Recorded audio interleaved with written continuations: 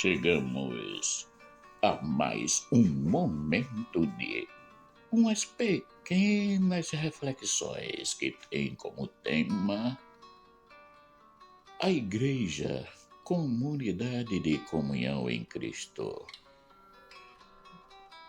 João, na sua primeira carta, nos diz que Deus nos enviou seu Filho por amor a nós. Nisto consiste o amor. Não fomos nós que amamos a Deus, mas foi Ele quem nos amou e enviou-nos o seu Filho como vítima de expiação pelos nossos pecados. João capítulo 4, versículo 10. Jesus não veio até nós a passeio. Veio, como ele mesmo disse, em missão. Contudo, não a minha vontade, mas a tua seja feita. Lucas capítulo 22, versículo 42. Pois desci do céu, não para fazer a minha vontade, mas a vontade daquele que me enviou. João capítulo 6, versículo 38. Como vemos, nestes dois trechos, Jesus não estava de mãos vazias, isto é, sem nada para oferecer ou apresentar. Não é que ele não tivesse alguma vontade a realizar. Ele tinha sim, pois era uma pessoa completa. Não era um envelope vazio, como de uma carta, que só serve para protegê-la, mas não tem nada a oferecer para mudar o seu conteúdo. Ele tinha as suas ideias, as suas vontades, os seus pensamentos, etc. Mas procurou anular-se na vontade de Deus, algo que não foi muito fácil para ele e que, para nós, nos dias de hoje, também não é.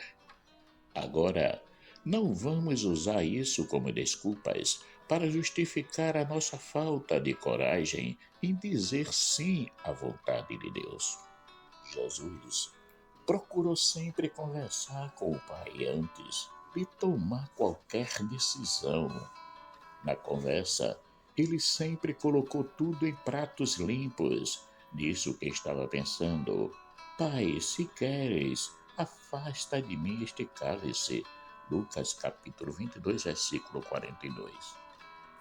Assim devemos também nós sermos abertos e verdadeiros com aqueles que nos representa a vontade de Deus no momento presente, que pode ser o nosso bispo, o nosso pároco, o nosso responsável de pastoral, de grupo comunitário, de grupos eclesiais, de movimentos ou até mesmo de quaisquer atividades que venhamos a desenvolver. É importante que nunca venhamos a perder o referencial da missão recebida. Digo isso porque o referencial é uma coisa e o objetivo é outra. Há diferenças entre ambos.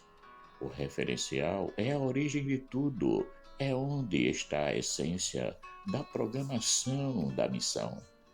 Já o objetivo é o que se quer alcançar, é aonde se quer chegar. Portanto, a fidelidade ao referencial é super importante, porque nos mantém na estrada justa, traçada desde o início. Jesus procurou em alguns momentos manifestar o seu pensamento em relação à missão recebida, mas em nenhum instante revoltou-se contra ela, nem contra quem o enviou. Assim, nós devemos nos comportar também nas nossas missões.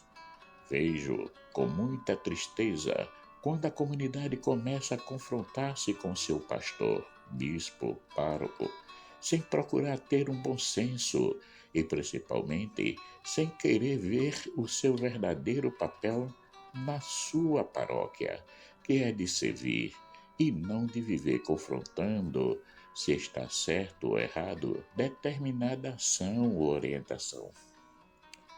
Muitas às vezes acontece na comunidade certas desavenças por achar que o pároco ou responsável de alguma pastoral ou ministério está abusando da sua autoridade. O que fazer? Entrar em conflito? Querer tirá-lo do caminho pedindo a sua substituição? A atitude mais louvável para um cristão tomar é de primeiro colocar-se no lugar do pároco ou daqueles responsáveis e ver realmente se a atitude que achamos abusiva é realmente aquilo que imaginamos ser.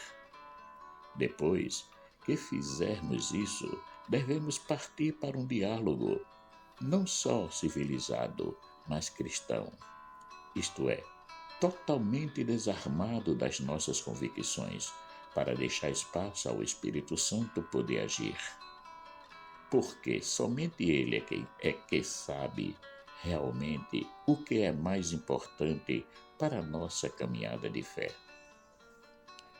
O problema é que, na maioria das vezes, as partes em conflitos não querem dar o braço a torcer e muito menos viver a humildade, reconhecendo que se precisa tomar uma atitude que seja saudável para todos, pois é a comunidade que importa e não o eu egoísta de cada um.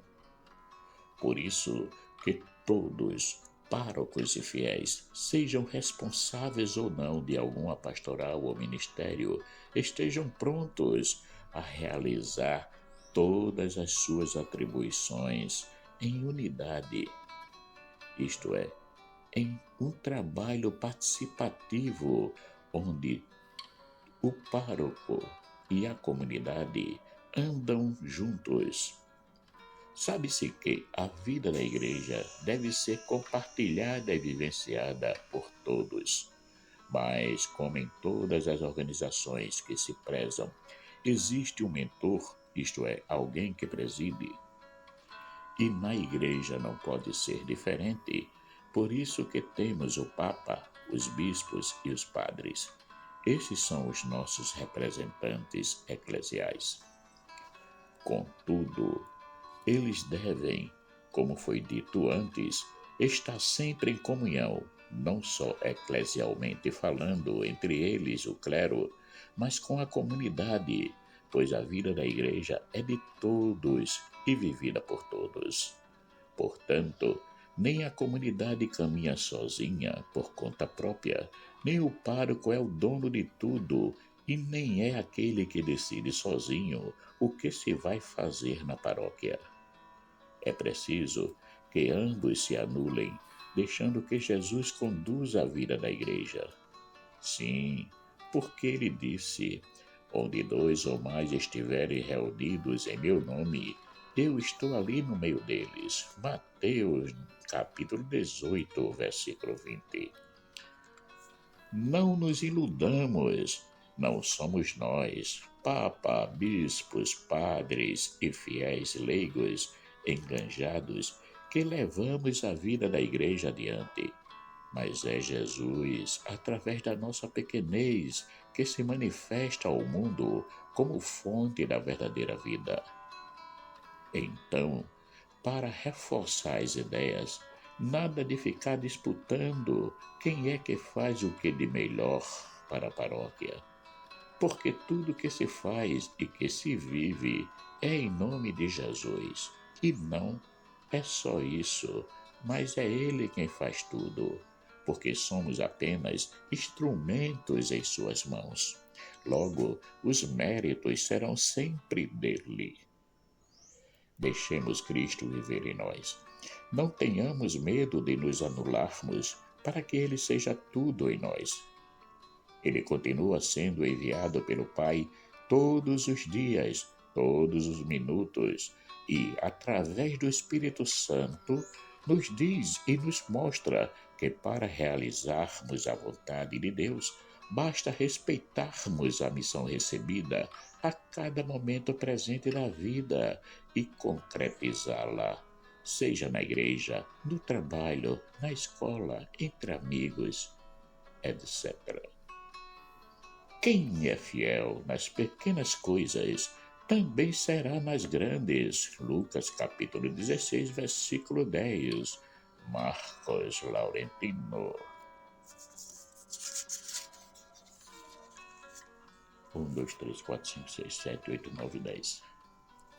Caríssimos, chegamos ao final de mais umas pequenas reflexões que teve como tema a Igreja, comunidade de comunhão em Cristo. Agradeço a todos aqueles que já se inscreveram no canal e que nos ajudou a chegar ao número 150. Obrigado. E peço para que compartilhem estas reflexões para que cheguem a mais pessoas. Peço também para aqueles que ainda não se inscreveram, que se inscrevam para ajudar o nosso canal a manter-se ativo e pronto para receber mais e mais reflexões. Que o nosso eterno Pai, rico em misericórdia, bondade e amor, nos dê um excelente dia. Amém.